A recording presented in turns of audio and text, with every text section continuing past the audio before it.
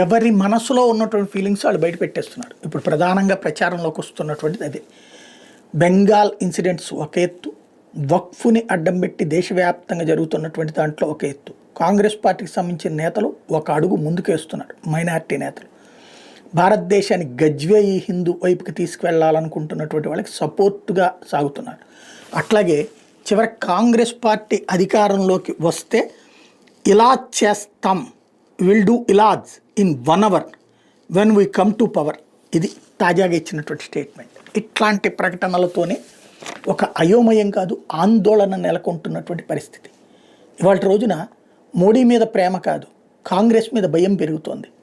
మైనార్టీల బుజ్జిగింపు చర్యలో పతాక స్థాయికి తీసుకువెళ్ళి 2013లో ప్రజల ఆస్తులను వాళ్ళకి రాసిచ్చేటటువంటి వ్యవహారం ఏదైతే చేసుకొచ్చారో వక్ఫ్ సవరణ చట్టం, దాన్ని సరిచేస్తుంటే కాదు అట్లాగే ఉండాలని కోరుకోవటం.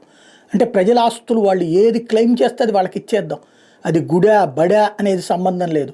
అదే సమయంలో ప్రభుత్వ ఆస్తి ప్రైవేట్ ఆస్తి అన్నది సంబంధం లేదు.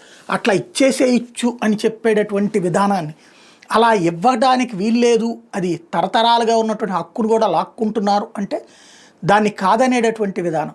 ఇలాంటి విధానాల్ని మరి ప్రజలు హర్షిస్తారంటే ప్రజలు హర్షించరు, కానీ వీళ్ళకి ధైర్యం మాత్రం గట్టిగానే ఉంది.